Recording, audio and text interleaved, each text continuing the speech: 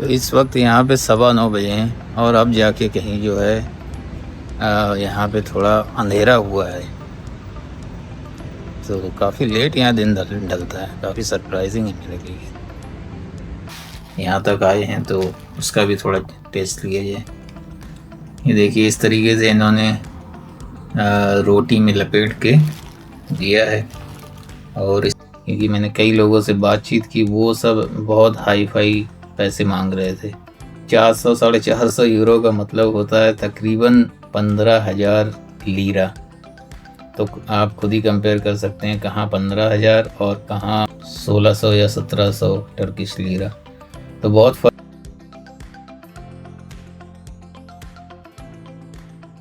ये हमारा टूर जो है आज का ख़त्म हो गया।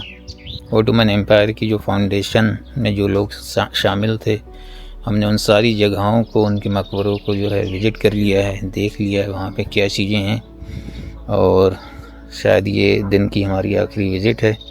तो अब यहाँ से जो है निकलते हैं और देखते हैं, शायद यहाँ से मैं होटल जाऊँ या ये बंदा मुझे कहीं और लेके जाता है, क्योंकि कुछ समझ नहीं आती। वो जहाँ लेके भी जा रहा है मैं चला जा रहा हूँ। बातचीत करने से कोई फ़ायदा हो नहीं रहा है, ना उसको मेरी समझ आ रही है ना मुझे उसकी समझ आ रही है। तो अभी देखते हैं क्या होता है। अच्छा, तो जैसा मैं बता रहा था कि जो शेख अदवाली उनका मकबरा है, वो हमारी लास्ट विज़िट है आज की। हिस्टोरिकल साइट है जहाँ हमें जाना था और हमने मुकम्मल कर लिए। उसके बाद हमारा जो ड्राइवर था, टैक्सी वाला, वो मुझे होटल ला के यहाँ पे छोड़ गया है। मैं होटल आ गया हूँ और काफ़ी टाइम से मैं होटल आ गया था। वो मुझे अराउंड 2 बजे मुझे छोड़ गया था। उसके बाद मैं थोड़ा देर मैंने आराम की और अभी मैं जो है थोड़ा सो के जो है उठा हूँ। अभी जाते हैं थोड़ा सा बाहर जो है निकल के कुछ खाने का देखते हैं कि क्या मिलता है, कुछ खाते पीते हैं। क्योंकि दोपहर का मैंने लंच नहीं किया था, सुबह थोड़ा हैवी ब्रेकफास्ट कर लिया था। उसके बाद से अभी तक जो है लंच नहीं किया है और थोड़ी सी भूख भी लगी है। अभी यहाँ पे बजे हैं 5। तो चलते हैं थोड़ा बाहर, देखते हैं कि खाने को क्या है। अगर वहीं हुआ तो वहाँ खा लेंगे, वरना पार्सल करके आराम से रूम में आएंगे, बैठ के जो है यहाँ पे खाएंगे। तो अभी मैं बस घूमने के लिए थोड़ा बाहर निकला हूँ ऐसे ही लोकल में, और थोड़ा मैंने सोचा जो टर्किश कबाब जो हैं वो टेस्ट किए जाएं। तो अभी लेके आया हूँ पार्सल करवा के, रूम में बैठ के जो है ना उसको खाते हैं, देखते हैं कैसा टेस्ट है। तो अभी ज़रा देखते हैं ये शावरमा मैं लेके आया हूँ या टर्किश कबाब जो है जिस स्टाइल में ये लोग बनाते हैं।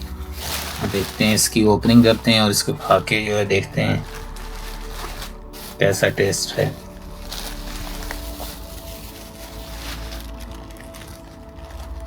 वैसे तो यहाँ पास में जो है पिज़्ज़ा वगैरह भी बिक रहा है, लेकिन वो तो कहीं भी मिल जाता है। थोड़ा सा ऑथेंटिक टर्किश फूड जो है वो ट्राई किया जाए। यहाँ तक आए हैं तो उसका भी थोड़ा टेस्ट लिया जाए। ये देखिए इस तरीके से इन्होंने रोटी में लपेट के दिया है और इसके अंदर जो है चिकन भरा हुआ है, जैसे जो हमारे यहाँ अरब कंट्रीज में जो शावरमा रहता है वो है ये। अगर मैं आपको इधर से दिखाऊं तो ये देखिए इस तरीके से ये खाना जो है हमारा आया है। इसके अंदर ये चिकन भरा हुआ है, शावरमा। चलिए खा के देखते हैं इसको कैसा टेस्ट आता है।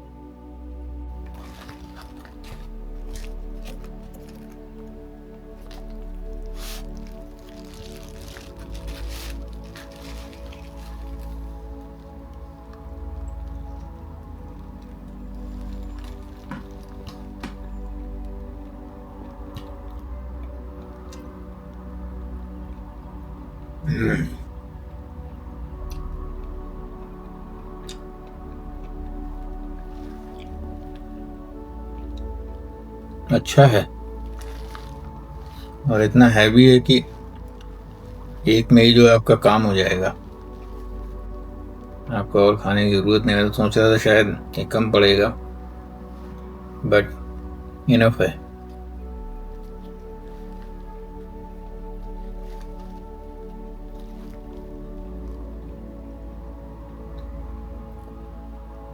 अच्छा, अभी मैंने एक चीज़ और नोटिस की है। हालांकि कल भी जब मैं फ़्लाइट में बैठा हुआ था तो मुझे ये चीज़ थोड़ी सरप्राइजिंग लग रही थी कि चल क्या रहा है। और वो चीज़ ये है, मैं कैमरा टर्न करके जो है ना आपको दिखाता हूँ। अभी सामने आप देख सकते हैं, ठीक है, दिन का उजाला फैला हुआ है और यहाँ पर अभी बज गए हैं शाम के 8, लेकिन फिर भी अभी भी कुछ भी अंधेरा नहीं है। शाम के या रात के 8 आप कह सकते हो। मेरे लिए थोड़ा सरप्राइजिंग है, क्योंकि मैंने सुना तो था कि बहुत सारे कंट्रीज़ में इस तरीके की चीज़ें होती हैं, ख़ास करके यूरोप और अमेरिका के कंट्रीज़ में। लेकिन तुर्की के बारे में मुझे ये अंदाज़ा नहीं था कि यहाँ पर भी ऐसा होता है कि दिन जो है बहुत ही लंबा होता है और बहुत देर से ढलता है। तो अभी यहाँ पे बज गए हैं यहाँ पे बज गए हैं 8 और अभी भी पूरा दिन का उजाला जो है फैला हुआ है। मैं लेटा लेटा होटल के कमरे में सोच रहा था कि अभी शायद मेरी राय में 4 या 5 बजे होंगे, क्योंकि मैं उसी माइंडसेट से था, क्योंकि सऊदी में भी दिन जो है मैक्स टू मैक्स जो है 6:45 बजे तक ढल जाता है और अपने इंडिया में भी ज़्यादा से ज़्यादा 7:15 या 7:20 या 7:30 तक जो है दिन ढल जाता है। लेकिन यहाँ जो है थोड़ा ज़्यादा ही लंबा हो रहा है। 8 बज गए हैं यहाँ पर और अभी भी ये हाल है। और कल इसीलिए मैं फ़्लाइट में भी जब आ रहा था तो बाहर जो है रोशनी थी। नॉर्मली ये होता है कि जब 8 बजते हैं या 8:15 बजते हैं तो अंधेरा हो जाता है, आपको बाहर जो है महसूस भी होने लगता है कि बिल्कुल अंधेरा है, कुछ नज़र नहीं आ रहा है। लेकिन फ़्लाइट में जब आ रहा था तो बाकायदा जो है रोशनी फैली हुई थी। आज यहाँ पे हूँ तो अभी मुझे समझ आ रही कि क्यों है ऐसा। अब इसके पीछे कोई साइंटिफिक वजह है, मुझे एग्जैक्टली याद नहीं। मैंने पढ़ा तो था इसके बारे में कि अगर कोई सिटी कर्क रेखा या मकर रेखा इस तरीके से शायद कुछ है, कुछ फिनोमेना अगर उसके आसपास होता है तो वहाँ पर जो है दिन थोड़ा बड़ा होता है या टाइम जो है बहुत ज़्यादा घट या बढ़ जाता है। अगर आप लोगों को पता हो तो कमेंट करके जो है वीडियो में ज़रूर बताइएगा मुझे कि क्या क्या वजह है, क्यों इतना जो है बड़ा दिन होता है कुछ जगहों पर और कहीं पर छोटा होता है। तो इस वक्त यहाँ पे 9:15 बजे हैं और अब जाके कहीं जो है यहाँ पे थोड़ा अंधेरा हुआ है, तो काफ़ी लेट यहाँ दिन ढलता है। काफ़ी सरप्राइजिंग है मेरे लिए। और अभी मैं बाहर निकला हूँ कुछ सामान लेने के लिए, पानी और जूस या फल वगैरह, क्योंकि सफ़र में ऐसा होता है कि कभी कभी आपको जो है खाने की ज़रूरत पड़ जाती है। थोड़ा बहुत जो है मैं फ्रूट वगैरह ले लेता हूँ, साथ में बैग में रखता हूँ ताकि इमरजेंसी में कभी इस्तेमाल हो जाए।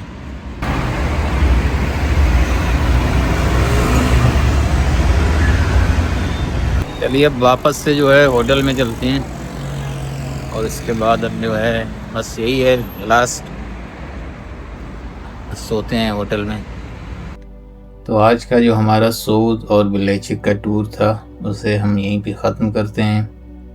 तो आज का दिन हमने शुरू किया था इस्तांबुल से। इस्तांबुल का एक एरिया है कदीकोय, उसमें मेरा होटल था जिसका नाम था लिंदा कदीकोय होटल। और वहाँ से आज सुबह मैंने 7 बजे चेकआउट किया और उसके बाद वहाँ से 15 मिनट की दूरी पर वॉकिंग डिस्टेंस पर रेलवे स्टेशन या मेट्रो स्टेशन भी है और रेलवे स्टेशन भी है जिसका नाम है सोतलू चश्मे। तो वहाँ से मैंने जो है अपनी ट्रेन पकड़ी और वो ट्रेन मुझे लेके आती है बलेचिक। तो इस्तांबुल से बलेचिक तक आने में हमें लगे तकरीबन 2.5 घंटे।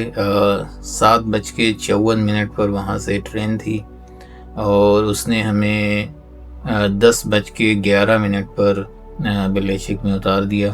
तो यहाँ मैंने एक टैक्सी वाले से ऑलरेडी बात कर रखी थी वहीं सऊदी से ही जब मैं चला था तो उससे 2-3 दिन पहले ही मैंने जो है एक टैक्सी वाले का नंबर ढूंढ के उससे बातचीत कर रखी थी।